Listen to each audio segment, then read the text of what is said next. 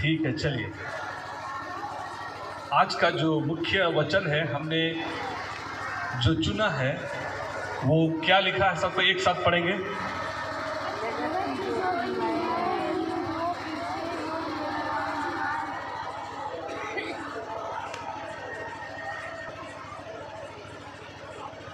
क्या आपने पढ़ा?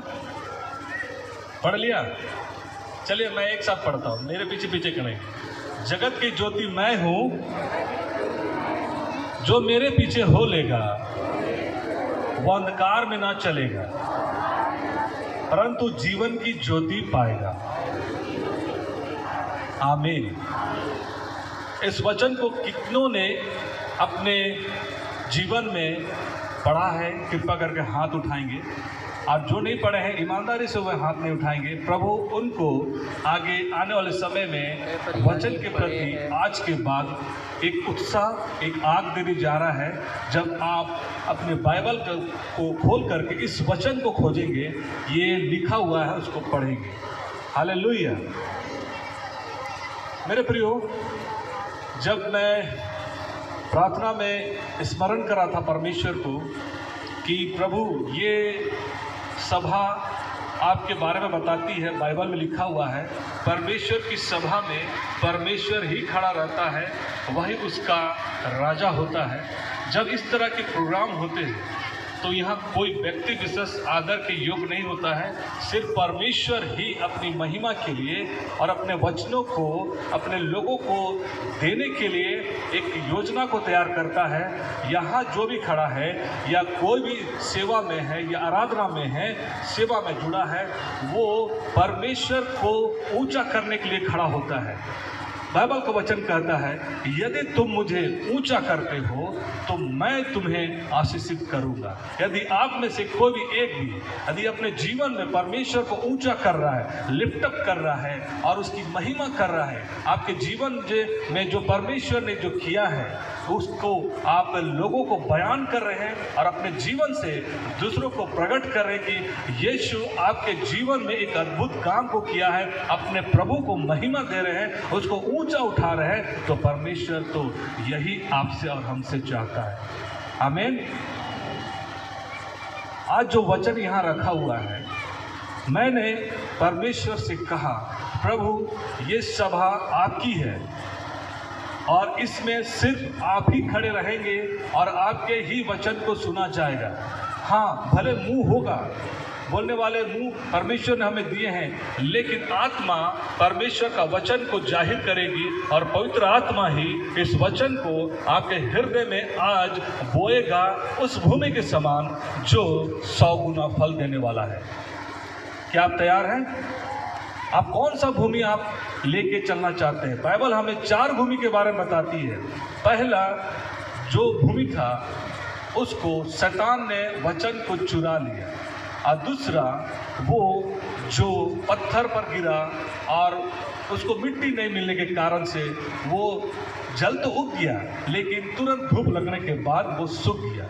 लेकिन तीसरा है, उसने आनंद से वचन को तो सुना लेकिन संसार की बातें, परिवार की चिंताएं, अपने खुद की जीवन की चिंताएं ने उस वचन को क्या किया? दबा दिया। और जो चौथी भूमि है, जो ऐसा भूमि में पड़ा जो वहाँ पर उसको मिट्टी ही मिट्टी मिली, पानी ही पानी मिला, धूप ही धूप मिला और कोई झाड़ी नहीं, कोई शैतान का आक्रमण नहीं, और वह भूमि क्या हुई? आशीषित हुई 30 गुना, 60 गुना और 100 गुना। क्या वो भूमि आपके पास अभी है?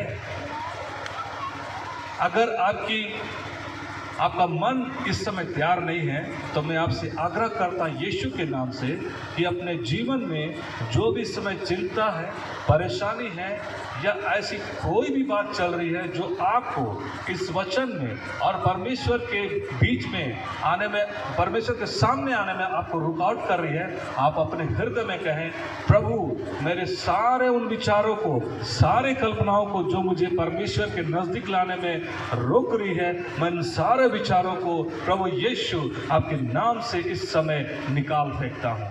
क्या आप मेरे पीछे कहना चाहेंगे? चलिए अपनी आंखों को बंद करें और इस समय अपने लिए दुआ करें ताकि परमेश्वर का वचन, जीवित वचन आपसे बातें करेगा। मेरे प्रियो, जब प्रार्थना के समय मैंने प्रभु से इस बात को मांगा, पिता जब ये सभा होगी तब आपका कौन सा वचन होगा जो आप हमसे बातचीत करना चाहते हैं और हम आपको सुनना चाहते हैं, और मैं नहीं परमेश्वर लेकिन आप हमसे बात कीजिए, वो कौन सा वचन होगा जो प्रभु आप हमें देने जा रहे हैं। मैं हर समय अपने जीवन में जब भी मुझे कुछ परेशानी होती है या फिर कहीं पर किसी को वचन सुनाना होता है, मैं घमंड की बात नहीं कर रहा, मैं कभी भी अपने ताकत से और अपने दिमाग से कोशिश नहीं करता हूँ। मैं परमेश्वर से मांगता हूँ, प्रभु आप अपने वचन को दे। और आपके लिए एक खुशखबरी है, शुभ समाचार है, ये वचन आपके लिए उस परमेश्वर ने रिलीज किया है स्वर्ग से। हालेलुया। ये मैंने नहीं चुना है, इस वचन को परमेश्वर ने दिया है। जो परमेश्वर देता है वो हमारे लिए अद्भुत और बहुत ही खास है, इसलिए 100 गुना आशीष आपके जीवन में आने वाली है यदि आप उस भूमि को पकड़ कर रखेंगे जो फलवंत होने वाली है। एक बात बताना चाहता हूं, जो दुनिया में हम लोग रह रहे हैं, जिस दुनिया में हम लोग इस समय रह रहे हैं, वो दुनिया पृथ्वी अपने अक्ष पर घूमती है 24 घंटा, और साल में इसको सूरज के चक्कर लगाने में 365 दिन लगते हैं। जब आदमी के पास बहुत पहले कुछ नहीं था, तो आज वर्तमान समय में जो समय को हम जानते हैं कि समय बीत रहा है, और बहुत पहले लोग ग्रह नक्षत्र को, तारों को देख करके समय का अंदाज करते थे, आज हमारे पास उस समय को जो हम देख नहीं पाते, पृथ्वी अपने अक्ष पर घूम रही है और 365 दिन में एक साल का जो चक्कर लगा करके ख़त्म करती है, वह समय जिसे हम देख नहीं रहे हैं, और उसको समझने के लिए आज हमारे पास क्या है वो साधन? घड़ी। क्या है? घड़ी। इस घड़ी के द्वारा हम समय देखते हैं, कितने घंटे, कितने मिनट, कितने सेकंड हो रहे हैं, और कितने दिन बीतने वाले हैं, कितने दिन बीत चुके हैं, उन सब को हम अंदाज करते हैं। इसी प्रकार से आपके जीवन में जो आपको शरीर दिया गया है, आत्मिक जीवन एक हिस्सा है मनुष्य का जो हमें दिखाई नहीं देता है, और उसको देखने के लिए परमेश्वर ने अपने जीवित वचन को और इस बाइबल को दिया है, ताकि हम उन बातों को जो आत्मिक दुनिया में घटती है हम उससे पहचान सकें।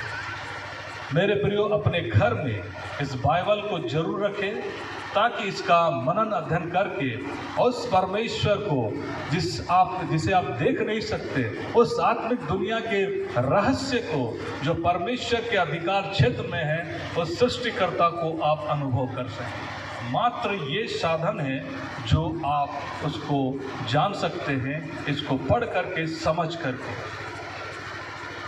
आइए हम वचनों में जाएंगे। जैसा प्रभु ने कहा है, जगत की ज्योति मैं हूँ, जो मेरे पीछे हो लेगा वो अंधकार में ना चलेगा परंतु जीवन की ज्योति पाएगा। और ये यूहन्ना की किताब में और नए नियम में 8वें अध्याय के 12 पद में लिखा हुआ है। यहाँ पर हम लोग अपने अपने अगर बाइबल लाए हैं तो उसे उठा लेंगे। मैं क्या ये जान सकता हूँ कि आपने क्या बाइबल अपने साथ रखी है? आप अपने बाइबल को हाथ में उठा ले और इस बाइबल को इस समय खोलेंगे। यूहन्ना 8वां अध्याय 12 पद।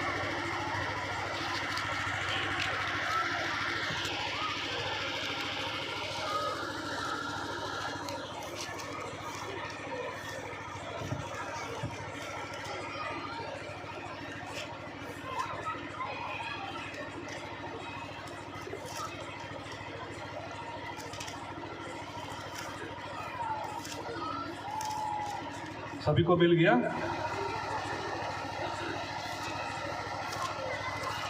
यहाँ एक घटना घटती है 8वां अध्याय में, और उस घटना के बाद ठीक इस वचन का वर्णन है 8वां अध्याय में। आपको मैं थोड़ा सा बताना चाहता हूँ कि एक व्यभिचारी स्त्री जो व्यभिचार करते हुए पकड़ी गई थी और उसे फरीसियों ने यीशु को जांचने के लिए उसके सामने रख दिया था।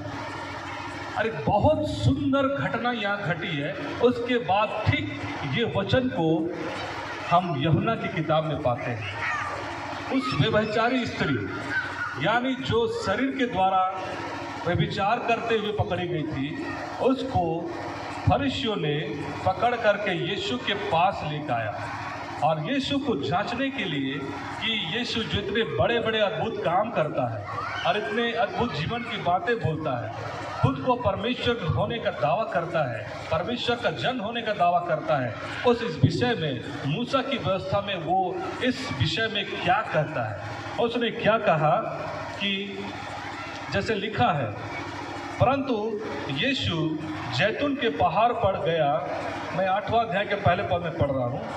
भोर को वह फिर मंदिर में आया, सब लोग उसके पास आए और बैठकर उन्हें उपदेश देने लगा। तब शास्त्री और फरीसी एक स्त्री को लाए जो व्यभिचार में पकड़ी गई थी और उसको बीच में खड़ा करके यीशु से कहा, हे गुरु, यह स्त्री व्यभिचार करते पकड़ी गई है। व्यवस्था में मूसा ने हमें आज्ञा दी है कि ऐसी स्त्रियों पर पथराव करे, अतः तो स्त्री के विषय में क्या कहता है।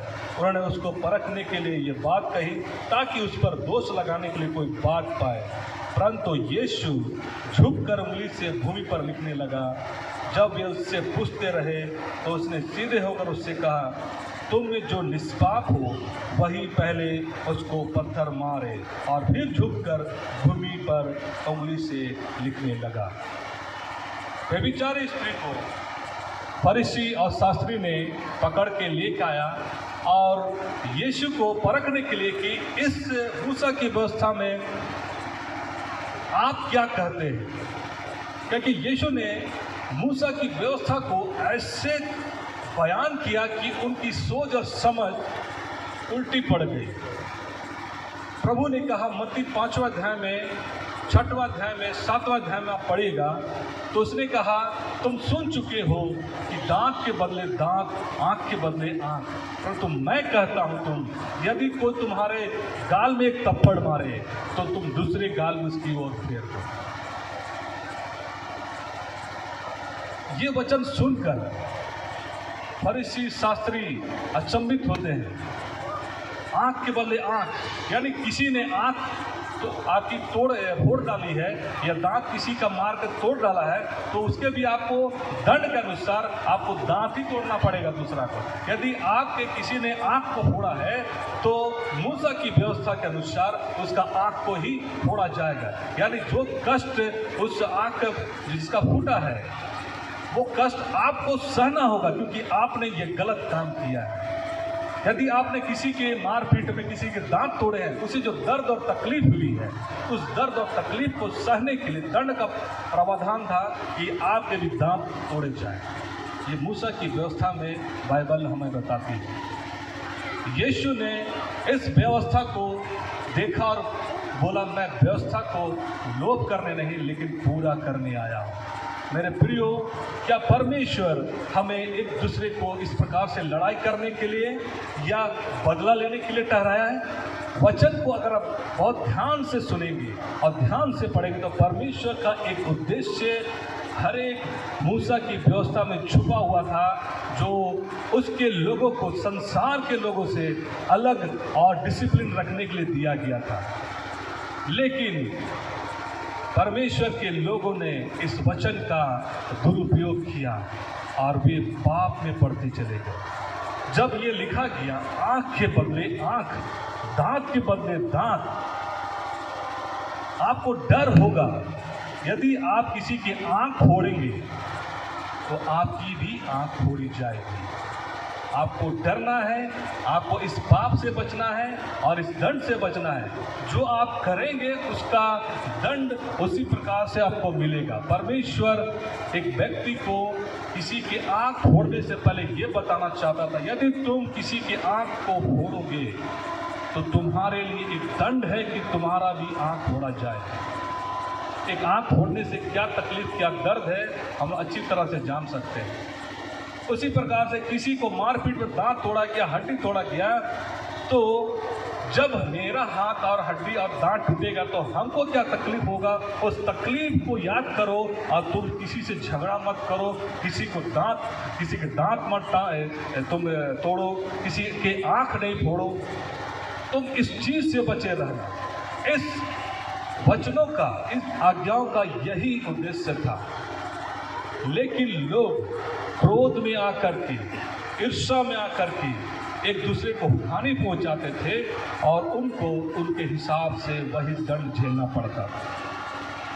जिनके साथ ये होता था वही जान सकते थे कि कितना तकलीफ, कितना कष्ट के साथ उसे सहना पड़ा। एक तो जिसका दांत तोड़ा गया और दूसरा जिसको दंड दिया गया उसका।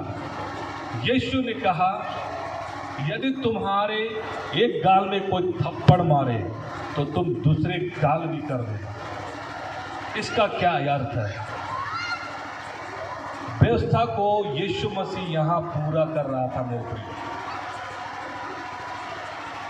परमेश्वर का उद्देश्य था आप लड़ाई मत करें, झगड़ा नहीं करें, आप बदला लेने की ना सोचें, क्योंकि उसका दंड भयानक है और वैसा ही जैसा आप करेंगे वैसा ही पाएंगे।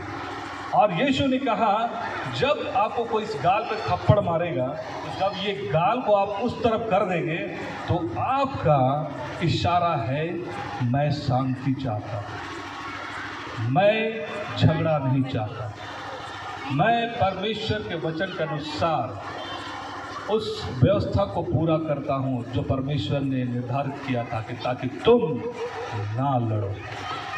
इसलिए जब आप किसी को जब कोई मेरे को थप्पड़ मारेगा, मैं दूसरा गाल करूँगा, तो क्या दूसरा थप्पड़ मारेगा? ठीक है, दूसरा थप्पड़ भी मार, फिर आप गाल इस तरफ करेंगे, वो लज्जित होगा, आपको इस तरह से व्यवहार करते हुए देखेगा, वो लज्जित होगा और उसका हाथ रुकेगा। और उस समय नहीं, लेकिन हो सकता है कि कुछ दिनों के बाद वो आपसे माफ़ी मांगे। यही परमेश्वर का वचन है जो व्यवस्था में दिया गया है कि आप और हम परमेश्वर के एक विशेष लोग हैं जो ऐसे जीवन जी करके हम लोग परमेश्वर को अपने जीवन में ऊंचा करेंगे और उसकी महिमा को बढ़ाएंगे।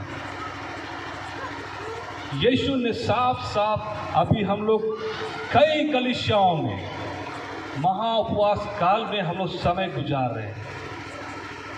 अगर आप इसको बहुत गंभीर तरीका से इसको पकड़ के चलेंगे तो आपके लिए एक ऐसा यीशु मसीह 40 दिन के बाद खड़ा है जिसकी आप कल्पना नहीं कर सकते। वो आपको जीवन को बदल देने की सामर्थ्य रखता है।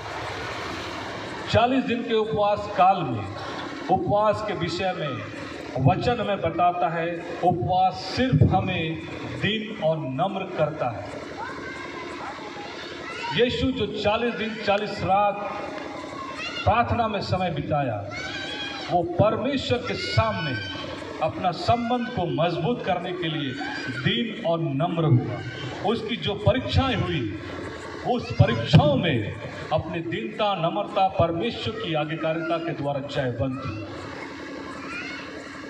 हम उपवास काल में यदि हम अपने आप को हर एक उन अंधकार के कामों को अपने जीवन में उससे उपवास करते हैं, उससे परहेज रखते हैं, तो यीशु जो 40 दिन के बाद सामर्थ्य होकर सुसमाचार सुनाने के लिए खड़ा हुआ, आप भी ऐसे ही परमेश्वर की महिमा के लिए खड़े हो जाएंगे। लेकिन कभी कभी दुख की बात है, मैं भी इस बात को अनुभव करता हूँ कि मैं भी जब पहले उपवास कालों में रहता था तो मैं उपवास काल की गंभीरता को नहीं जानता था और मुझे जो अच्छा लगता वही करता था।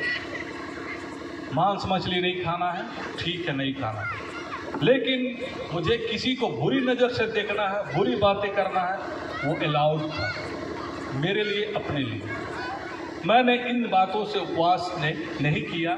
इस कारण से मुझे हर एक उपवास काल में जब 40 दिन बीत जाते हैं, मैं अपने जीवन को ज्यों का त्यों ही पाता था।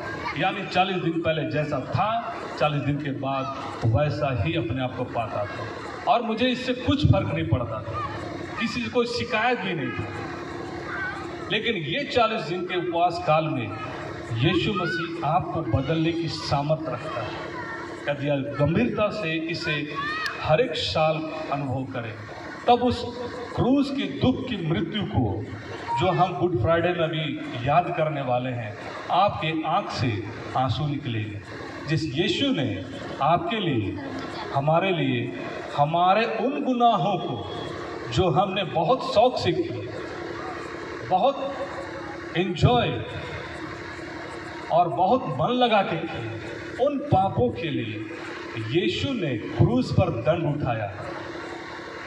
यदि व्यवस्था में देखेंगे तो पाप की मजदूरी मृत्यु है। दुनिया का कानून में यदि कोई अपराध करता है, कोई क्राइम करता है, तो एक सजा निर्धारित है कि आपको दंड भुगतना है, कुछ मूल्य चुकाना है। तो उस परमेश्वर के सिंहासन और राज्य के बातों में जब हम दोषीवार होते हैं, तो हमारे लिए भी एक नियम और कानून ठहराया गया था परमेश्वर के द्वारा, और उसका भुगतान पहले की व्यवस्था में किसी बेजुबान जानवर के लहू के द्वारा होता था। आप पाप करते थे और आपके लिए बेजुबान जानवर का लहू बहाया जाता था। आप पछताव करते थे, आपके लिए लहू बहाया जाता था, और उसके बाद फिर आप आते थे, फिर पाप करते थे, फिर बेजुबान जानवर को आप ले जाकर बलिदान करते थे। परमेश्वर ने देखा, उसने कहा, वचन बताती है, मैं तुम्हारे होम बलि, पाप बलि से अघा गया हूं। शमूएल को परमेश्वर ने कहा, सुन।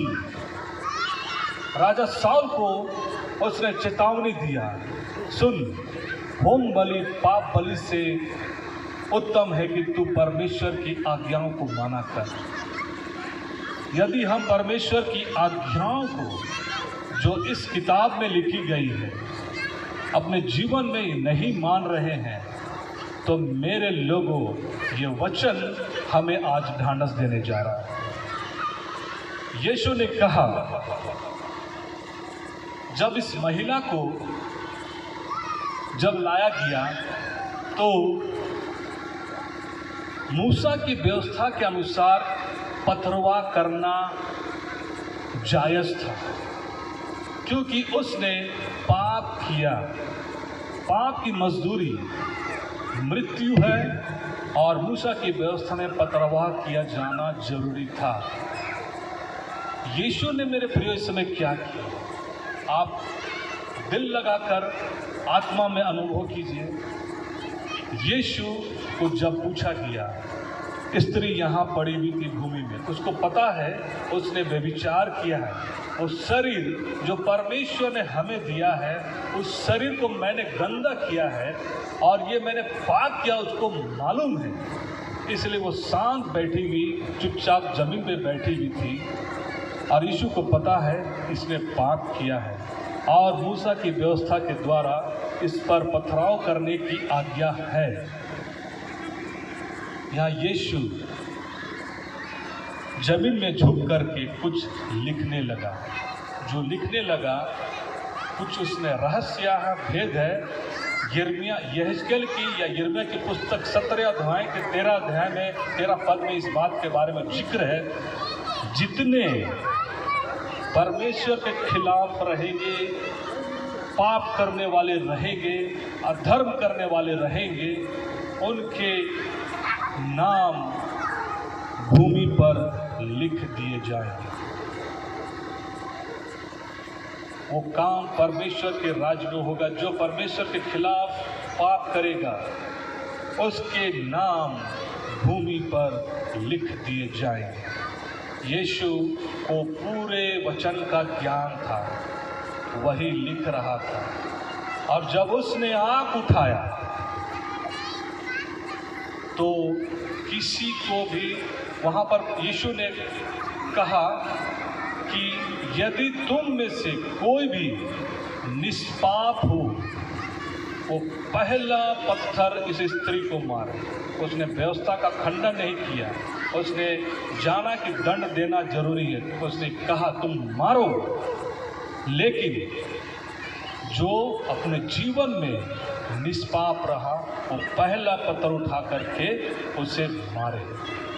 ये कहकर वो फिर से उसी बातों को भूमि में लिखने लगा। जब आंख उठा करके देखता है तो कोई भी वहां खड़ा नहीं रहता, मात्र वो स्त्री और यीशु। यीशु ने कहा, क्या तुझे मारने के लिए कोई यहाँ रुक नहीं पाया?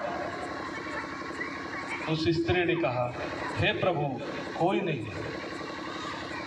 तो प्रभु ने क्या कहा, जा, मैं भी तुझ पर पथरवाह नहीं करता, मैं तुझे क्षमा करता हूँ और तू ये करना कि दोबारा पाप मत कर।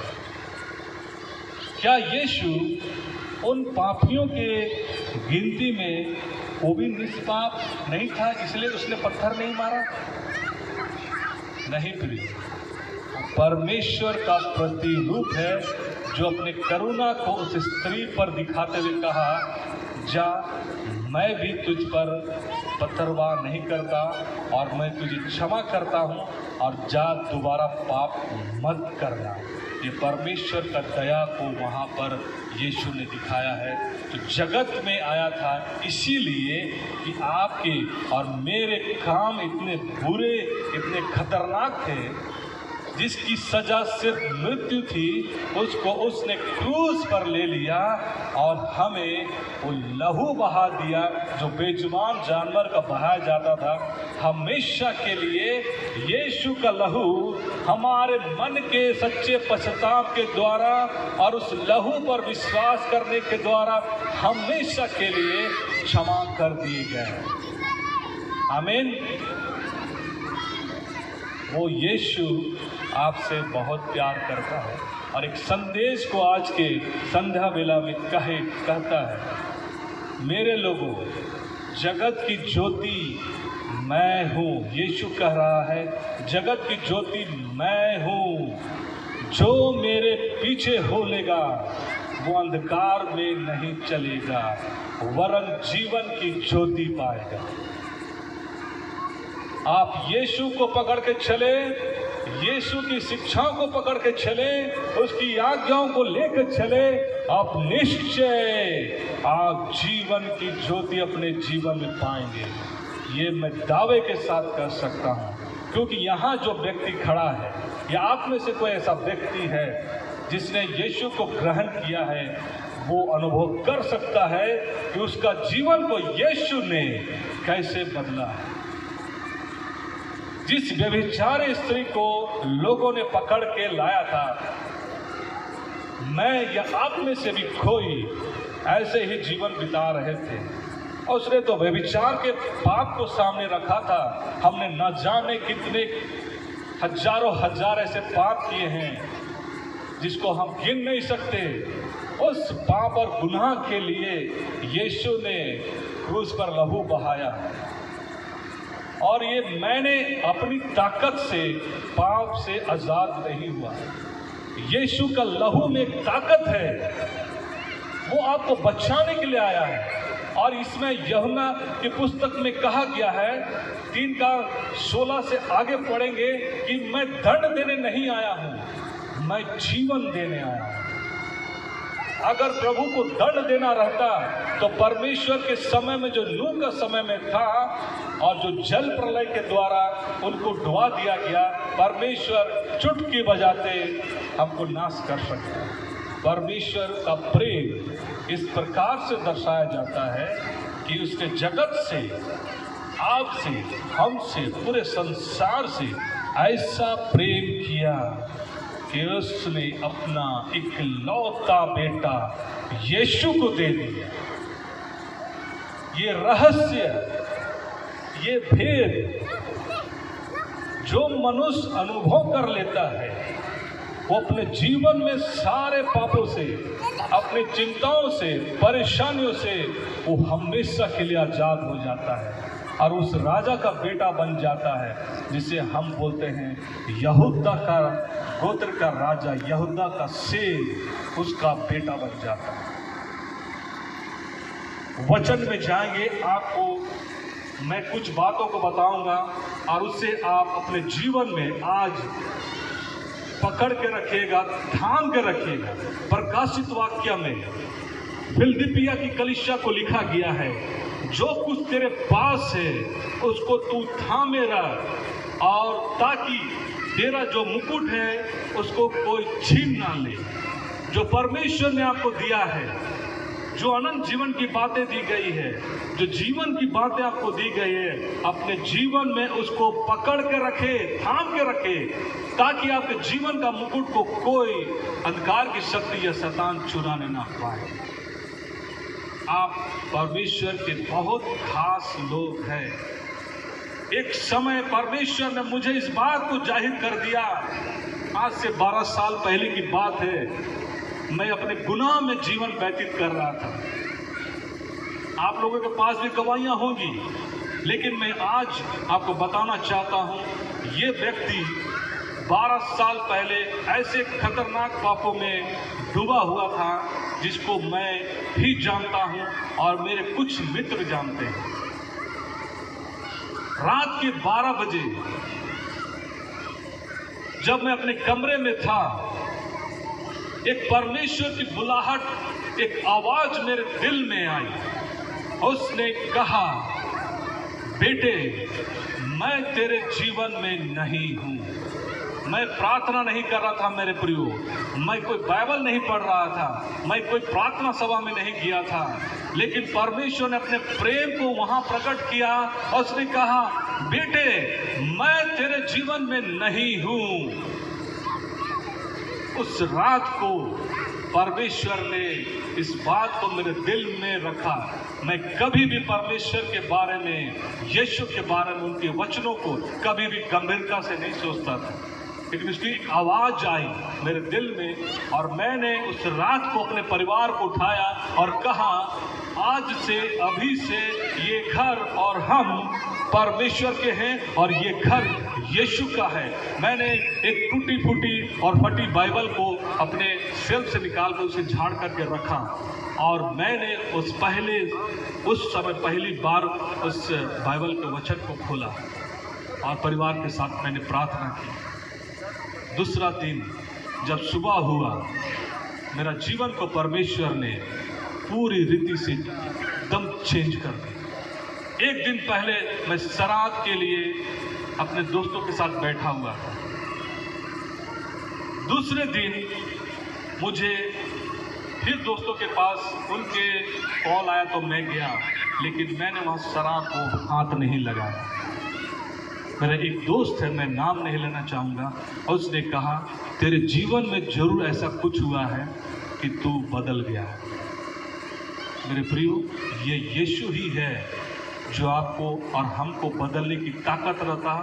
वो जिंदा परमेश्वर है, वो मर कर तीसरे दिन जी उठा है, उसको हम अपने जीवन में अनुभव करना चाहते हैं। तो मेरे प्रियो, आपके लिए खास समय है आज। मुझे किसी ने बाइबल के वचन को सुनाया भी है तो मैंने उसे सुना नहीं, लेकिन आज अगर आप बैठ के सुन रहे हैं और ये आवाज जहां तक जा रही है, इस एरिया में, इस बस्ती में, जिनके कानों में पड़ेंगे, उसने कान यदि लगाया तो परमेश्वर उनका जीवन को बदलने की सामर्थ को रखता है।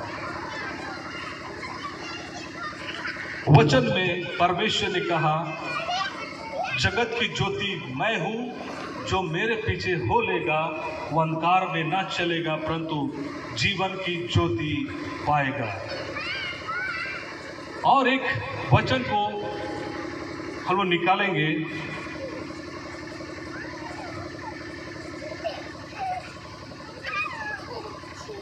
उस वचन में जाने से पहले मैं कुछ आपको बताना चाहता हूं।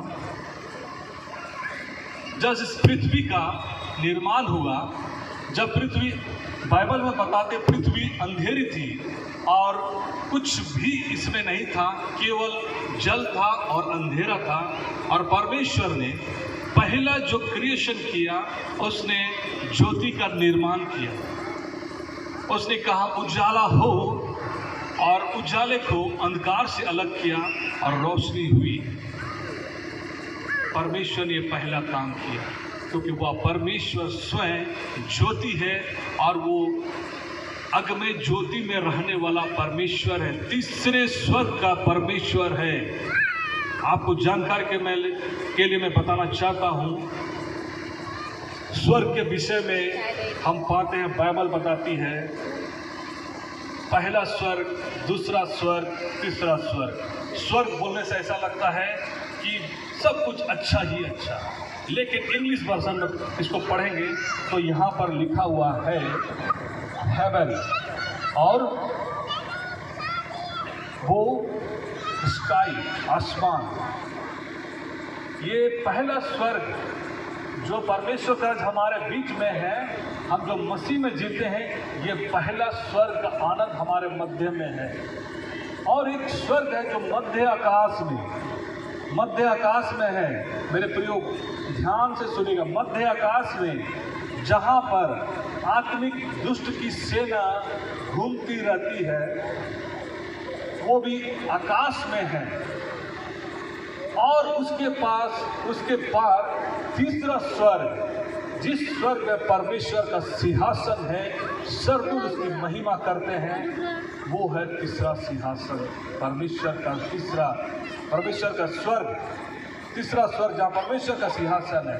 प्रेरितों के काम में पौलुस को कुरिन्थियुस में जब उसे दर्शन हुआ तो उसने कहा, ना जाने देश सहित, ना जाने देर रहित मैं तीसरे स्वर्ग तक पहुंचा दिया गया था।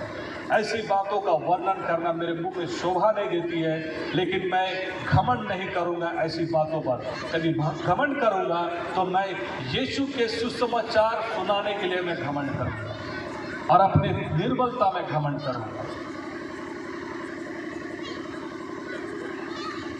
जो स्वयं परमेश्वर ज्योति है, उसने परमेश्वर ने पहले दिन ज्योति को बनाया, और उस ज्योति को जिसने स्वयं है ज्योति और ज्योति बनाया, यूहन्ना की किताब में जो नए नियम में है, उसमें पहला वचन जो लिखा गया है, आदि में क्या था?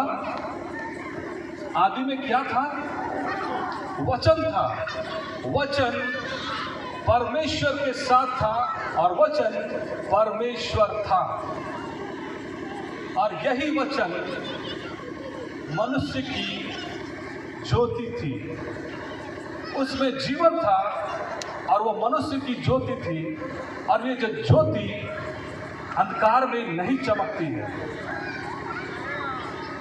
ज्योति अंधकार से अलग होकर चमकती है, अंधकार में नहीं चमकती है, अंधकार से अलग चमकती है। अंधकार अलग होता है और ज्योति अलग होती है, यानी अंधकार और ज्योति का कोई मेल नहीं। और जब वह ज्योति मनुष्य बन करके आया अपने घर में, तो अपनों ने उस ज्योति को ग्रहण नहीं किया। जो स्वयं परमेश्वर का प्रतिरूप है, उस यीशु को उसके घर इज़राइल में यहूदियों ने ग्रहण नहीं किया। लेकिन लिखा, जितनों ने उस पर विश्वास किया और उसको ग्रहण किया, उसने परमेश्वर के संतान होने का अधिकार पाया। आप यदि यीशु को अपना उद्धारकर्ता करके ग्रहण कर चुके हैं, या करने के प्रोसेस में हैं, या करने वाले हैं, आप परमेश्वर की संतान बन चुके, बन रहे हैं, बनने वाले हैं। आमीन। यही यीशु परमेश्वर की ज्योति है, जो वचन आदि में था, वही वचन देहधारी होकर मनुष्य के बीच में डेरा किया। और यही जो वचन है, मनुष्य का जीवन है, वही ज्योति है। आगे ऐसा लिखा है, यूहन्ना 12 अध्याय को पढ़ेंगे, 12 अध्याय को खोलेंगे, उसे मैं पढ़ना चाहता हूँ, क्योंकि विशेष कुछ बातें हैं जो यीशु ने जाहिर किया है अपने लोगों पर। मैं इसको पढ़ करके कुछ और बात को बताना चाहूँगा। यूहन्ना 12 अध्याय उसके 35 से लेकर 36 और 46 पद तक 12 अध्याय डाले।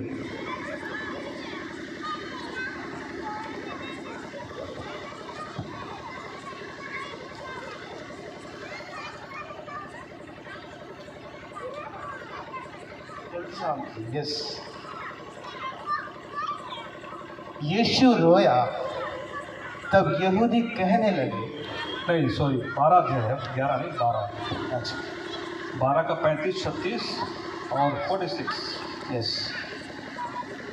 यीशु ने उनसे कहा, ज्योति अब थोड़ी देर तक तुम्हारे बीच में है। जब तक ज्योति तुम्हारे साथ है तब तक चले चलो। ऐसा ना हो कि अंधकार तुम्हें आ घेरे। जो अंधकार में चलता है वो नहीं जानता कि किधर जाता है। जब तक ज्योति तुम्हारे साथ है, ज्योति पर विश्वास करो ताकि तुम ज्योति की संतान बनो। ये बातें कहकर यीशु चला गया और उनसे छिपा रहा। 46 और 47। मैं जगत में ज्योति होकर आया हूँ ताकि जो कोई मुझ पर विश्वास करे वह अंधकार में न रहे। यदि कोई मेरी बातें सुनकर ना माने तो मैं उसे दोषी ठहराता, क्योंकि मैं जगत को दोषी ठहराने के लिए नहीं परंतु जगत का उद्धार करने के लिए आया हूँ। आमीन। यहाँ लिखा गया, यीशु ने उनसे कहा, ज्योति अब थोड़ी देर तक तुम्हारे बीच में है। जब तक ज्योति तुम्हारे साथ है तब तक चले चलो। ऐसा ना हो कि अंधकार तुम्हें आ घेरे, और जो अंधकार में चलता वह नहीं जानता कि किधर जाता है। जब तक ज्योति तुम्हारे साथ है, ज्योति पर विश्वास करो ताकि तुम ज्योति की संतान बनो। जब यीशु पकड़वाने वाला था, अपने चेलों को, अपने शिष्यों को ये बोला कि ये ज्योति जो है अब क्रूस में अब बलिदान होने जा रहा है, तो इस ज्योति के साथ तुम चलो, क्योंकि एक ऐसा अंधकार आने वाला है तुम उसमें चल नहीं सकते। लेकिन यदि तुम ज्योति को पकड़ लोगे तो तुम इस अंधकार को चीरते हुए आगे बढ़ोगे। परमेश्वर का वचन पहला यूहन्ना उसके 5वें अध्याय में लिखता है कि जो कोई कहता है कि मुझ में कुछ भी पाप नहीं, और ये कहकर अपने आप को झूठा ठहराता है और कहता है कि मेरा पिता के साथ सहभागिता है, उसके साथ मेरा संबंध है, और मैं एक मसीही हूँ, एक मैं ईसाई हूँ, एक मैं क्रिश्चियन हूँ, इस बात का दावा करता है और उसकी सहभागिता को बोलता है। लेकिन जैसा यीशु ने कहा, यदि वैसा वो जीवन नहीं जी रहा है, यदि वो ज्योति में है, वह ज्योति में नहीं चल रहा, तो वह व्यक्ति अपने आप से झूठ बोल रहा है। परमेश्वर ज्योति है और ज्योति का अंधकार से कोई भी रिश्ता नहीं है। मेरे प्रियो, रोशनी में आना यानी सारे अंधकार की चीज़ों में छुपी बातों को दिखाई देना है। जब ये प्रोग्राम में लाइट लगाई जा रही थी तो मैं और जयंता ने हमने विचार किया कि इस तरफ में अंधेरा है और अंधेरे में कोई ना चला जाए, बोल के हमने एक लाइट को हमने कहा कि आप एक लाइट लगाइए ताकि उस तरफ में जो अंधेरा है उधर कोई ना जाए, अगर उधर कोई जाए तो हमें दिख जाए। अगर वहाँ पर लाइट नहीं लगाते, मैं एक एग्जाम्पल दे रहा हूँ, कोई ऐसा व्यक्ति है जिसके मन में गलत कुछ आदतें हैं, तो अंधेरा में बैठ कर जाकर वह गलत काम को करेगा, गलत चीज़ों को व्यवहार करेगा। अंधकार आपको गलत काम करने के लिए, पाप करने के लिए उकसाता है। यदि ऐसा जीवन आप अनुभव कर रहे हैं तो मेरे प्रियो, आपके लिए एक उत्तम आशा है, और वो रोशनी और वो जीवन की ज्योति यीशु ही है। और उसने कहा, जीवन की ज्योति मैं हूँ, जगत की ज्योति मैं हूँ, जो मेरे पीछे हो लेगा वो अंधकार में नहीं चलेगा। मैं दावे के साथ कह सकता हूँ, 12 साल के पहले का अनुभव जो मेरा रहा और आज का अनुभव जो है, ये साबित करता है यीशु ज्योति है, मैंने ज्योति को पकड़ा है और ज्योति में चलने के लिए, मैं हर दिन उसके साथ सहभागिता करने के लिए मैं अपने आप को परमेश्वर के हाथ में सौंपता हूँ। प्रतिदिन की संगति मुझे यीशु से जुड़े रहने के लिए ताकत देती है। एक दिन भी यदि प्रार्थना ना करूं, यदि आप में से ये गवाही है तो आपको भी ये लगेगा कि एक दिन भी यदि प्रार्थना ना करे तो कि आत्मा कमजोर होती है। वही आत्मा जब कमजोर होती है, जो शरीर में जो पाप अंधकार काम करता है, आपको झूठ बोलने के लिए, व्यभिचार करने के लिए और गलत काम करने के लिए, दूसरों के बारे में आपको चुगली करने, दोष लगाने, वो गलत बातों को ले जाता है, वो शरीर के हर एक अंग में काम करना शुरू कर देता है। ये कहाँ से होता है? वो आत्मिक दुनिया से होता है, जो आपको और हमको नाश करने के लिए, वो आदि से ही हमें घात करने के लिए वो अपने मन को बना के रखा है। लेकिन परमेश्वर ने उसे क्रूस पर उसे रौंद दिया है। उस मृत्यु को, उस पाप की मजदूरी को, शैतान को, उसके कामों के फल को उसने क्रूस पर रौंद दिया है और हमें अनंत जीवन को धराया है। आप ज्योति को पकड़ेंगे, मौत आपको छू नहीं पाएगी। वो मौत जो हमें अंदर से मारती है, दिमाग से मारती है, वो आपको मार नहीं सकेगी। हालेलुया। ये संदेश आज यहां इसलिए ठहराया गया है, जब हमारे जो चीफ गेस्ट फादर सुरेश मीज हैं, हम और जो दादा है जयंता के साथ हम लोग चर्चा कर रहे थे यहाँ पर कि एक समय यहाँ पर कुछ भी नहीं था। इस जगह में जब ये कैंपस बना और चर्च का निर्माण हुआ, इस बस्ती की पहचान हुई और ये बस्ती का एक मार्क बना, एक सिंबॉलिक बना। और इस जगह का एक प्रभाव ये है कि इस जगह में यीशु की आराधना, यीशु की प्रार्थना और परमेश्वर के लोगों का यहाँ आना जाना होता है। तो लोगों से मैंने ये सुना है, वो लोग जो प्रभु को अब तक ग्रहण नहीं किए, उनके मुंह से मैंने सुना है कि कितना वो आशीषित जगह होगा, कितना वो होली जगह होगा। वहाँ एक चर्च है, वहाँ चर्च का कैंपस है। एक प्रभाव को उसने अनुभव किया। किस लिए? उस यीशु के कारण से। इस भवन, इस कैंपस का एक उद्देश्य है, वो है यीशु। और आने वाले लोग भी उद्देश्य का हिस्सा हैं और वो है यीशु। लोग दूसरे कोई इस जगह को एक आशीषित जगह समझ करके वो चर्चा करते हैं। यह है यीशु की पहचान। एक भाई ट्रेन में जा रहा था और उसे पता नहीं था कि मसीह व्यक्ति है। जब वो उद्धार पाया हुआ व्यक्ति जब एक व्यक्ति से बात कर रहा था, उसकी बातों ने उसे प्रभावित किया, जबकि दूसरा व्यक्ति उसे नहीं जानता था कि वो एक मसीह व्यक्ति है। उसने कहा, क्या आप ईसाई हैं? क्या आप एक क्रिश्चियन हैं? उसने कहा, हाँ मैं हूँ। आप कैसे पता? उसने कहा, मैं जब से आपसे बात कर रहा हूँ, आपकी बातों ने मुझे जाहिर कर दिया कि आप एक ईसाई और क्रिश्चियन व्यक्ति हैं, कि आपकी पहचान, हमारी पहचान किससे हो रही है? यीशु के स्वभाव से, ज्योति के स्वभाव से। मैं बोलता हूँ, संसार में हर एक वो आनंद जो हमें संसार हमें देता है, मैं दावा करता हूँ वो आनंद आज सुबह आपको बहुत आनंदित करेगा।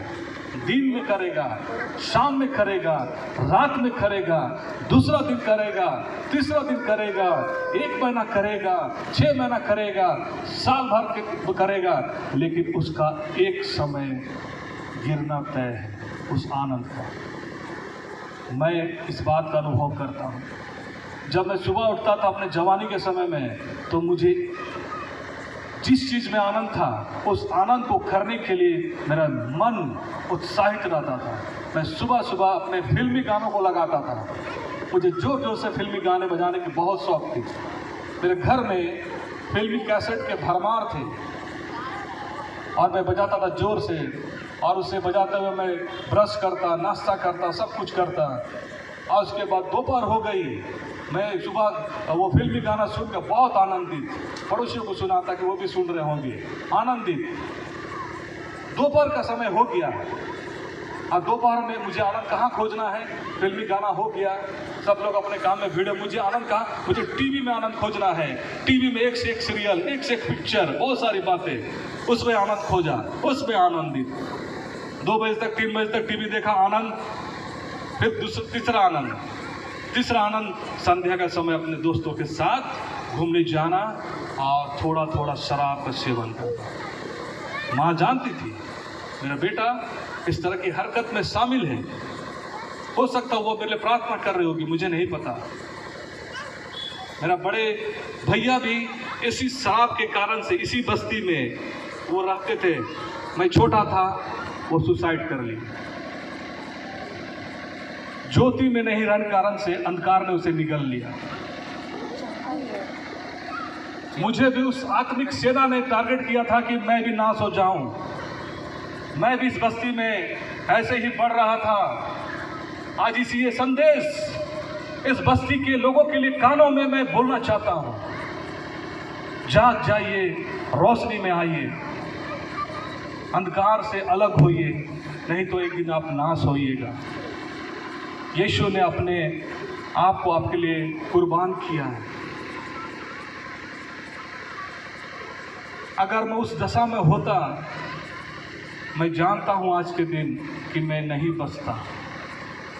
अपने बड़े भाई की तरह मैं भी कुछ ना कुछ अपने लिए ऐसा कुछ कर डालता, या कुछ शैतान आत्मिक योजनाओं को डाल करके, और उससे दुष्ट ऐसे योजनाओं को मेरे अंदर डाल करके मुझे ख़त्म करता है।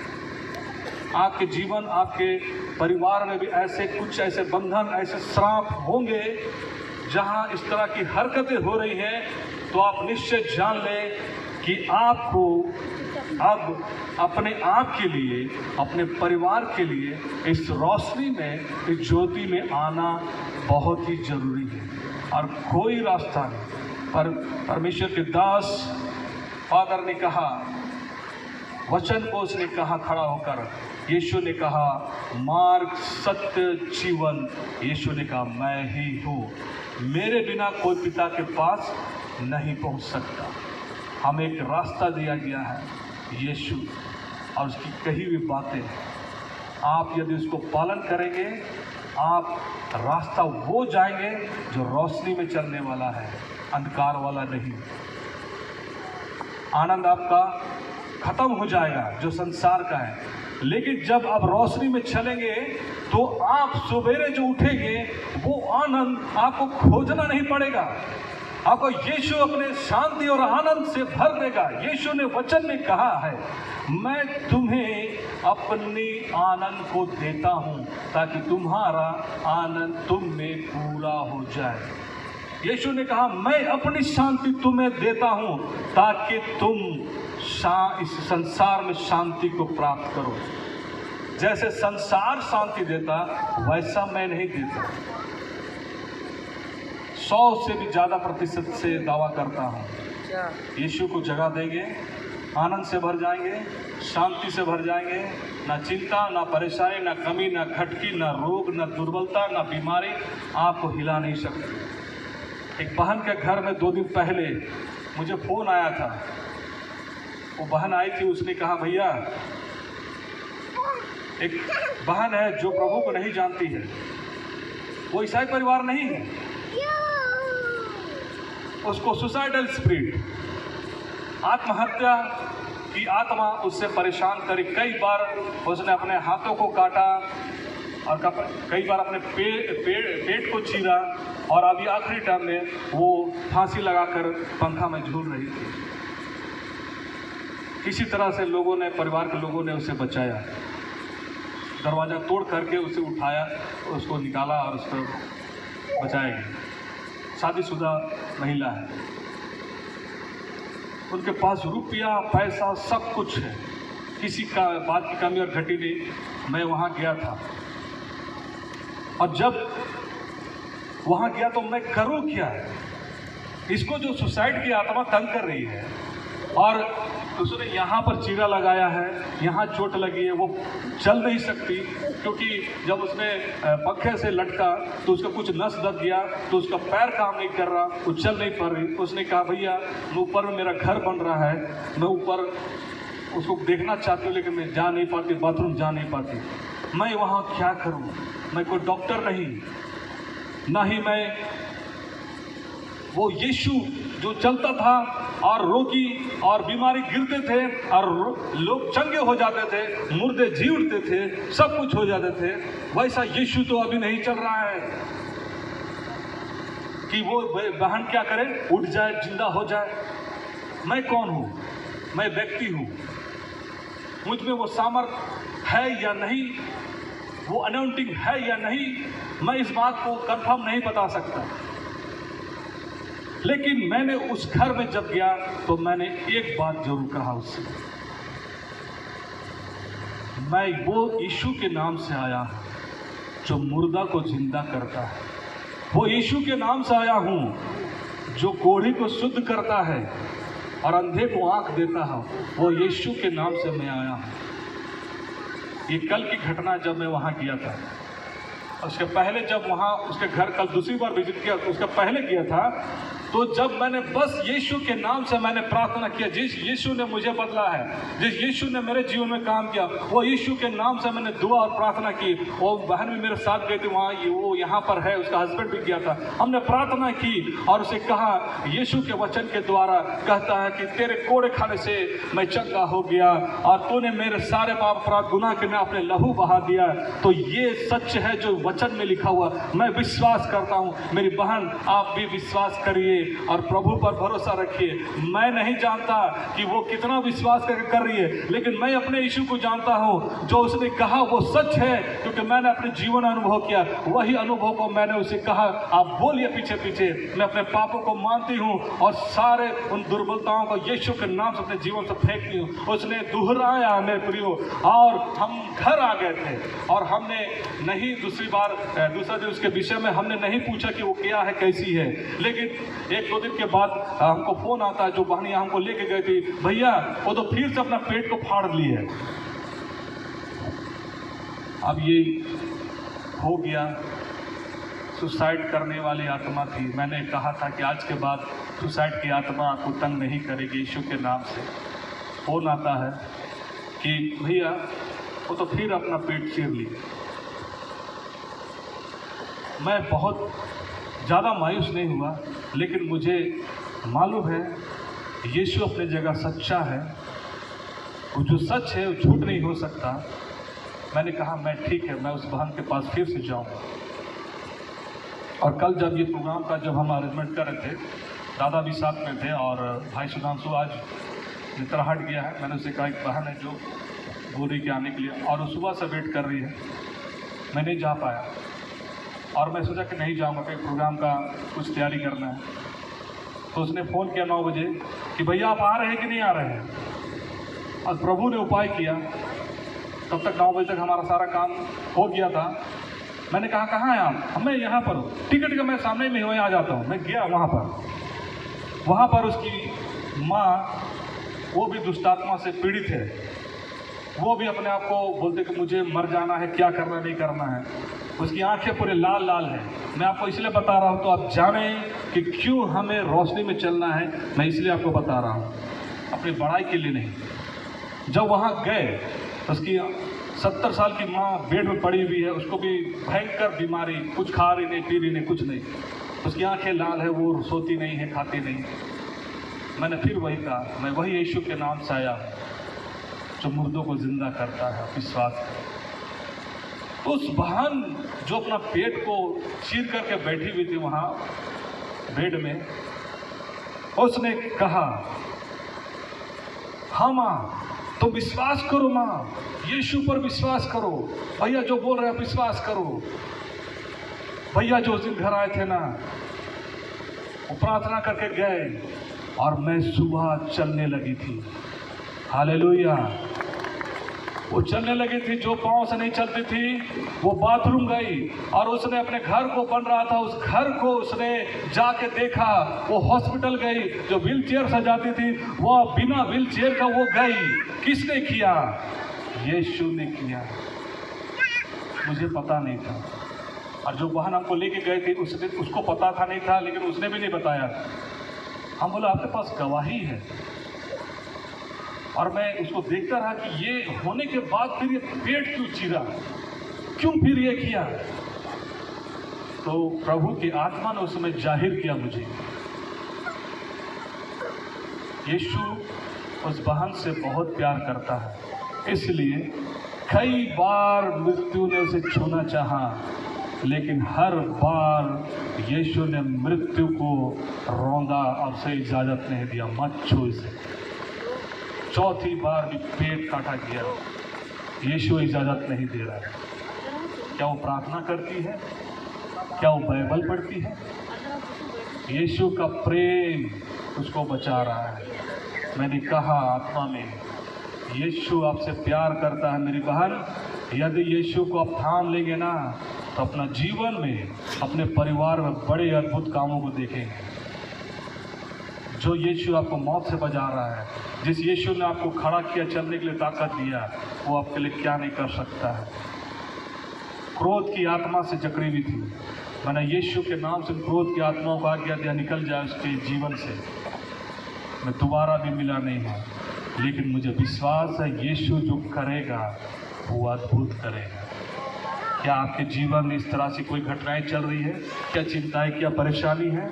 क्या परिवार में आपके बच्चे नहीं बात सुनते? आपके परिवार में आपके बच्चे बिगड़े हुए हैं? क्या आपका पति आपकी बात नहीं सुनता? आपकी पत्नी आपके भरोसे लायक नहीं रही? क्या आपका भाई, आपका बहन आपकी बातें नहीं सुनता, अंधकार में है? वचन बताता है जो यीशु के पीछे हो लेगा वो अंधकार में नहीं चलेगा। यीशु उस बहन से प्यार करता है, मुझ जैसे पापी इंसान से प्यार करता है। जब मैंने उसे पुकारा भी नहीं, तो आप तो यीशु को जानते हैं, आप यीशु से प्रार्थना करने वाले हैं, तो आपका विश्वास कहाँ गया? आप कौन सा विश्वास में चल रहे हैं? आप निराश मत होइएगा, इस यीशु पर भरोसा रखिए। आप वचन को दावा कीजिए, दावा को ठोकिए, बोलिए यीशु आपने कहा जो मेरे पीछे हो लेगा वो अंधकार में नहीं चलेगा, वरन जीवन की ज्योति पाएगा। मेरा परिवार प्रभु तेरे पीछे चलना चाहता है, जीवन की ज्योति पाना चाहता है। प्रभु मैं इस वचन को बोलती हूँ, आप मेरे परिवार में, मेरे जीवन में काम करें प्रभु। आपका वचन, ये बस्ती में जितने भी परिवार हैं, मैं आपको एक शुभ समाचार दे रहा हूँ। इस बस्ती को यीशु चुन लिया है और इस बस्ती को बचाना चाहता हर एक घर परिवार को। इवन इससे सटे हुए जो बस्ती है, गितिल पीढ़ी है, उलटी है, या खाली का नगर बोले या कहीं भी बोले, पूरे मानगो क्षेत्र को यीशु इस जगह से और भी अगल बगल के जगह से एक रोशनी में ले जाना चाह रहा है। मेरे प्रियो, आप तैयार हो जाएं, उस यीशु पर भरोसा करें जो आपके परिवार को, आपके बस्ती को बदलने की सामर्थ्य रखता है, आपके जीवन को बदलने की सामर्थ्य रखता है। आपके बीमारी को वो अपने क्रूस पर, अपने कोड़े खाने के द्वारा ले लिया है, वो आपके लिए छुटकारा का दाम दे दिया है। वो यीशु इस कुट डिंगरी में अपने प्रेम को प्रकट कर चुका है। अब उसका रोशनी फैलने पर है, और आप रोशनी को पकड़ लीजिए और उस यीशु के पीछे चलिए। यीशु ने कहा जो मेरे पीछे चलेगा वो अंधकार से छुटकारा पाएगा और मुझसे जीवन की ज्योति पाएगा। यदि आप उसके साथ सहभागिता रखेंगे रोजाना, एक आत्मिक दुनिया है जो आपको डिस्टर्ब करेगी। मैं आपको एक उदाहरण के साथ बताता हूँ, फिर उसके बाद प्रार्थना में जाऊँगा। बहुत लंबा सरमन हो जाएगा, क्योंकि मुझे ऐसा लगता कि बहुत ज़्यादा कुछ बताना है, लेकिन समय को देखते हुए और भी बातों को देखते हुए थोड़ा सा कम शब्दों में आपको बताना चाहता हूँ। एक भाई है जिसका नाम मुझे अभी याद नहीं आ रहा है। जब वो अपने गुनाह भरे जीवन में समय व्यतीत कर रहा था, तो एक प्रोग्राम है ऐसे ही प्रोग्राम चल रहा था और उसे किसी ने कहा जाकर उस प्रोग्राम में जाकर बैठ जाओ, इधर उधर कहाँ घूमते हो, जाकर बैठो, थोड़ा सा प्रभु का वचन सुनो, कह करके उसे भेज दिया गया। अब वहाँ वो व्यक्ति पीछे बैठा हुआ, ऐसे कलिसिया चल रही है, उसको उस भीड़ में, जैसा मैं प्रभु का वचन को बता रहा हूँ, अगल बगल में 6-6 फीट 8-8 फीट सरदूत उनको आंखों से दिखाई दे रहे हैं। परमेश्वर ने उसकी आंख को खोला, उसको देख कर घबराया, बोला कि अरे मैं क्या देख रहा हूं। वो डर गया और डर करके वो घबराने लगा, तो उसमें से एक सरदूत ने जा करके उसके छाती को छुआ और वो वहीं पर गिर गया। अब गिरा तो गिरने के बाद परमेश्वर ने उसकी और भी आंखें खोल दी और वो अगल बगल पूरे सरदूतों से भरा पड़ा हुआ देखा। हर एक विश्वासी जो परमेश्वर की महिमा कर, परमेश्वर के सरदूत उसके साथ परमेश्वर की महिमा के साथ खड़े हैं। उसने कहा ये क्या है? आत्मिक दुनिया की कुछ ऐसी बातें हैं जिसको हम बाइबल के वचन के द्वारा और पवित्र आत्मा की सामर्थ के द्वारा समझ सकते हैं। और यीशु को समझने के लिए भी, वचन को समझने के लिए भी यीशु ने कहा मैं तुम्हें अकेला नहीं छोड़ूंगा, मैं तुम्हें एक सहायक दूंगा। उसी सहायक के ना होने के कारण से पतरस वापस मछली पकड़ने के लिए चल गया था। जब क्रूज पर चढ़ाने के बाद यीशु जी उठे तो यीशु ने जो काम के लिए अपने चेलों को ठहराया था, पतरस वापस मछली पकड़ने चला गया, क्योंकि उनको सहायक पवित्र आत्मा अब तक नहीं मिला था। यीशु जानता है आप और हम शरीर में बहुत सारी बातों में कमजोर हो जाएंगे, गिरेंगे, लेकिन एक सहायक पवित्र आत्मा, एक सामर्थ जो परमेश्वर का आत्मा को दिया गया है, इसलिए कहता है, वचन बताता है, यदि तुम मांगोगे तुम्हें मिलेगा। आप चाहत कीजिए अपने जीवन के, परिवार के बदलाव के लिए, परमेश्वर मुझे अपने पवित्र आत्मा से भर, ताकि मैं शरीर के बातों में आत्मा के द्वारा जय पाने पाऊं। आपको एक आग लगानी है। यशाया 65 या 66 का 1 में लिखता है, उठ और प्रकाशमान हो, तब परमेश्वर की ज्योति तुझ पर चमकेगी। आपको उठना है, प्रकाशमान होना है यीशु के साथ, तो परमेश्वर की ज्योति आप पर चमकेगी। आज हम यही तो नहीं कर रहे हैं। मैं कई परिवार में इस बात को देखता, उनके घर में रोजाना उनका सुबह और शाम को प्रार्थना होती है। मैंने देखा और सीखा और मैंने उसको अडॉप्ट किया, मैंने उसे सराहा भी कि आपके घर में सोने से पहले पारिवारिक प्रार्थना होती है। मैं बहुत कुछ सीखा, लेकिन जब आज उस परिवार को देखता हूँ, वो प्रार्थना का लेवल जो शुरू में था, आज भी 20 साल 25 साल 30 साल के बाद वही लेवल अभी भी वही है। और इसलिए वहाँ पर कुछ बदलाहट नहीं, क्योंकि उसने यीशु को तो जाना, यीशु की प्रशंसा तो की, लेकिन ज्योति में चलना ना चाहा। जब प्रार्थना खत्म होती, जब गिरजा से आना होता, तो मैं किसी को बदनाम नहीं करना चाहता, लेकिन सच्चाई बताकर आपको रोशनी में ले जाना चाहता हूँ। वे वापस आकर खैनी रगड़ते हैं और उसके बाद शराब पीते हैं, उसके बाद गंदी गालियाँ करते हैं, और अभी के ज़माना मोबाइल में गंदी आप मूवी देखते हैं और स्त्रियों को गंदी दृष्टि से देखते हैं। आप प्रार्थना कर रहे हैं, पारिवारिक प्रार्थना हो रहा है, लेकिन आप रोशनी में नहीं हैं। रोशनी में आएंगे, जीवन बदल जाएगा, मन शुद्ध हो जाएगा। यीशु का स्वभाव, आंखों की अभिलाषा, जीविका का घमंड, शरीर का अभिलाषा, तीनों के तीनों आपके जीवन से खत्म होने लग जाएगी। और परमेश्वर का वचन आपके लिए कहता है, पवित्र आत्मा के सामर्थ के द्वारा अंश अंश करके बदलते चले जाएंगे। ये परमेश्वर ने कहा है। और जब पतरस और उसके शिष्य पेंटिकोस्ट का दिन में जब प्रार्थना कर रहे थे तो वही पवित्र आत्मा सामर्थ के साथ उनके बीच में उतरा, और वे जो डर और भय रहे थे, डर और भय से भरे हुए थे, उन्होंने सामर्थ पा करके पूरे दुनिया को हिला कर रख दिया। उसमें से एक चेला, मैं अपने आदरणीय फादर के साथ हम लोग कल यहाँ पर चर्चा कर रहे थे, उनके ऑफिस में आज साथ कर रहे थे कि मैंने पूछा कि क्रिश्चियनिटी, ईसाई इस भारतवर्ष में कब आई, किधर से आई? उसने थोमा का नाम लिया, वही थोमा जो 12 शिष्य में से एक था। भारत में कदम रखते ही और अन्य शिष्य दूसरे देश में कदम रखते ही तहलका मचाए। क्या तहलका मचाए? अंधकार को गेट आउट किया, यीशु को जो ज्योति है सबको सुनाया सुसमाचार। यीशु ने कहा, मैं जगत की ज्योति हूँ, जो मुझ पर विश्वास करेगा कभी लज्जित नहीं होगा। उसने मार्था और मरियम से कहा, यदि तो विश्वास करेगी तो परमेश्वर के बड़े अद्भुत कामों को देखेगी।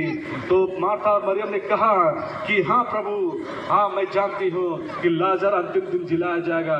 मैं कहता हूँ यदि तू विश्वास करेगी तो यदि तू मर भी जाए तो भी जी उठेगी, यदि तू मर भी जाए तो भी जी उठेगा, यदि तू विश्वास करेगा तो कभी नहीं मरेगा। ये यीशु ने कहा। उस भाई को जब इस तरह का दिखाई देने लगा तो वो अपने जीवन में उस यीशु को खोजने लगा, बाइबल में, प्रार्थनाओं में, संगति में, उसके स्वभाव में। यदि हम कहें हम ज्योति में हैं और ज्योति जैसा काम ना करें तो हम झूठे ठहरे हैं। यदि हमारे मन में अपने परिवार या पड़ोसी के प्रति कोई ऐसी भावनाएं हैं, द्वेष है, ईर्ष्या है, घृणा है, छल है, कपट है, तो क्या हम ज्योति में हैं? मैं हमेशा ये प्रयास करता हूँ कि मेरा यीशु जैसा ज्योति में चलता है, ज्योति है, वैसा ही मैं भी चला करूं। और जब मैं गिरता हूं, आप भी शरीर में हैं, हम भी शरीर में। किसी ने एक जगह यहाँ पर कहा था कि हम गिरते हैं लेकिन परमेश्वर बोलता है तू 7 बार भी गिरेगा तो मैं तुझे उठाऊंगा। हम गिरेंगे लेकिन गिर के वापस उसी दशा में हम लोग को नहीं रहना है। आपको गिल्टी कॉन्शियस होगा, आपको गलानी होगा कि मुझसे ये पाप हुआ है, अब मैं परमेश्वर से कैसे प्रार्थना करूं, अब मुझसे ये गलती हो गया, मैं कैसे ये बाइबल पढूं, कैसे मैं गिरजा जाऊं, कैसे मैं प्रार्थना सभा में जाऊं। वो अपने आप को गलानी से भर देता है और ये काम अंधकार की शक्तियां बखूबी अपना निभाती है और उसको दोष लगाती है, तू अशुद्ध है, तू पापी हो गया, तू कैसे परमेश्वर से बात करेगा, तू कैसे परमेश्वर का निकट जाएगा। दोष लगाने वाला तो ये संसार का जो अंधकार की शक्ति आप पर दोष लगाएगी, लेकिन यीशु बोलता है तू 7 बार भी गिरेगा तो मैं तुझे उठाऊंगा। मेरे प्रियो, गिरते हैं तो उठना सीखिए, गिर करके गिरे मत रहिए, वो आपके विनाश होने का कारण हो जाएगा।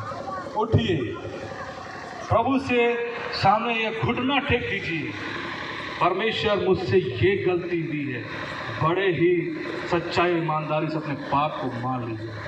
उस व्यभिचारी स्त्री को यीशु ने कहा, जा मैं भी तुझ पर पथरवाह नहीं करता, तुझे क्षमा करता हूँ, दोबारा पाप मत करना।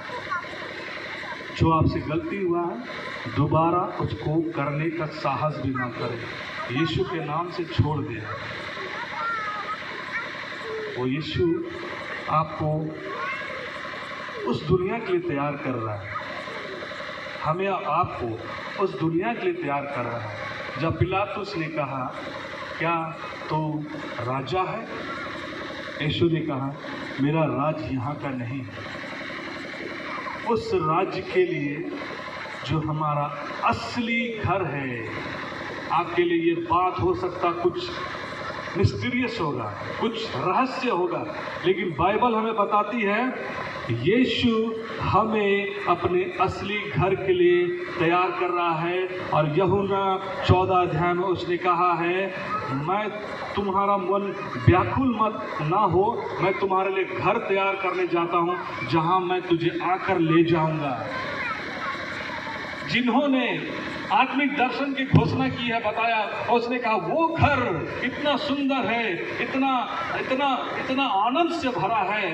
और प्रकाशित वाक्य आखिरी बाइबल के पुस्तक में लिखा, नए आकाश नई पृथ्वी, उस नए आकाश नए पृथ्वी के जो आने वाले समय में है, परमेश्वर हमें तैयार करना चाहता है। इसलिए उसने अपने बेटे यीशु को ज्योति के नाई भेजा, ताकि आप और हम ज्योति बनकर के चले और उस राज्य में जो परमेश्वर ज्योति है, ज्योति के समान वहां चलती है। हमें जो समय दिया गया है, जो जीवन दिया गया है, उसमें आपको जो जिम्मेदारी दिया गया है, परमेश्वर ने चाहा एक पृथ्वी बने और उसमें मैं एक सृष्टि बनाऊं और मेरी बनाई हुई सृष्टि का आनंद ले और सब चीजों पर अधिकार करे और उस पर अपना हुकूमत करे और आनंद करे। परमेश्वर को इच्छा हुआ, उसने बनाया।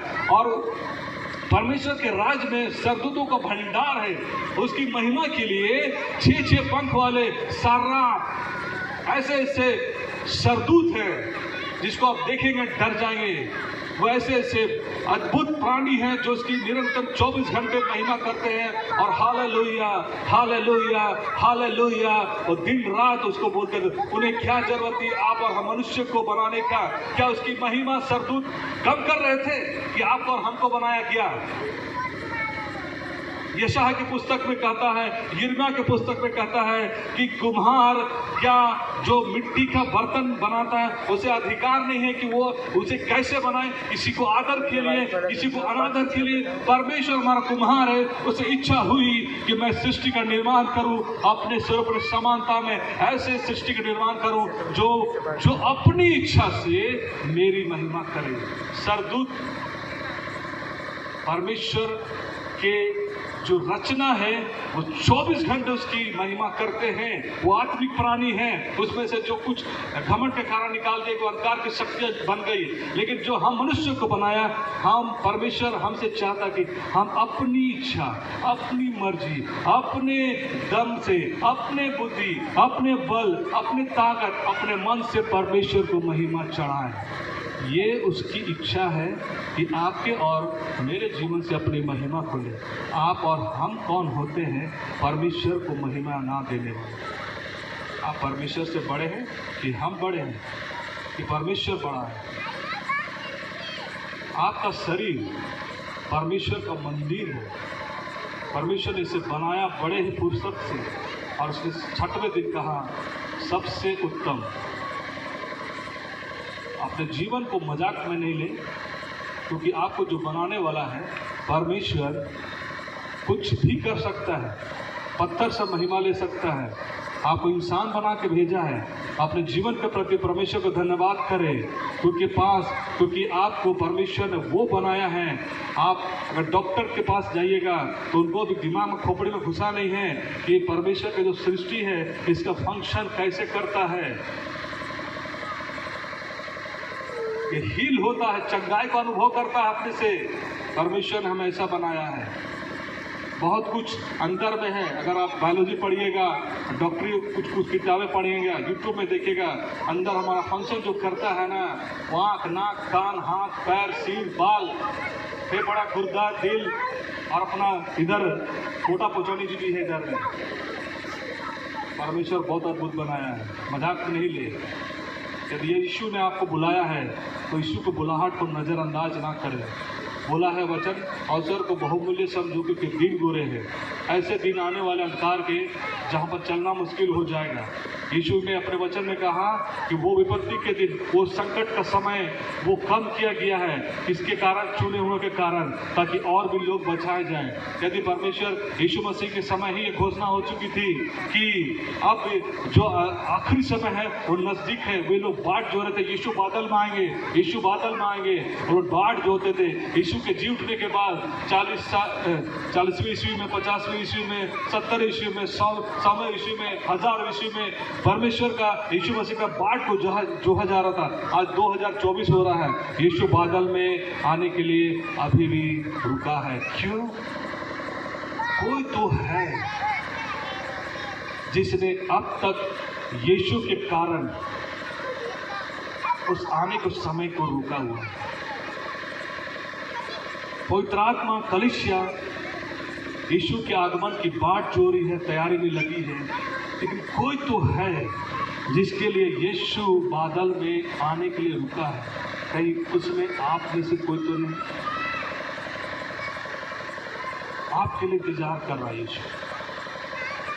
आप रोशनी मांगे एक सुंदर संसार, इसमें यीशु राजा बादल में लेने के लिए आएंगे, बड़े महिमा के साथ हमें उठा कर ले जाएंगे।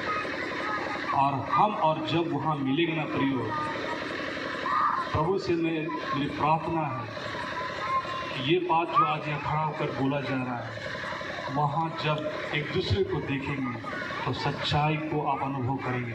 उस समय जो बोला गया था वो सच था। बीमार है, निराशा में है, चिंता में है, कष्ट में है, बीमारी में है,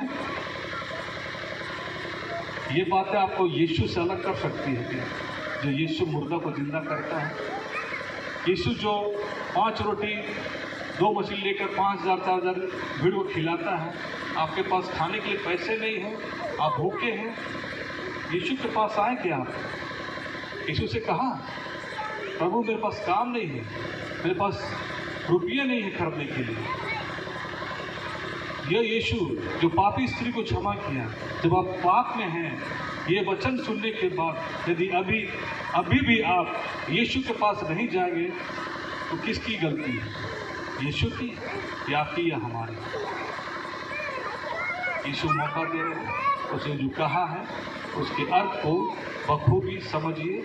और आपसे रिक्वेस्ट है, यीशु को हल्का में मत लीजिए। परख कर देखिए आपका यीशु आपके लिए क्या करने के लिए खड़ा है। जिसने भी दर्शन पाया है, हमेशा उसके चेहरे को मुस्कुराते हुए पाया है। मैं आपको उत्साहित करना चाहता हूँ। हो सकता है आप में से किसी ने इस बात को सुना हो। घटना यही की है।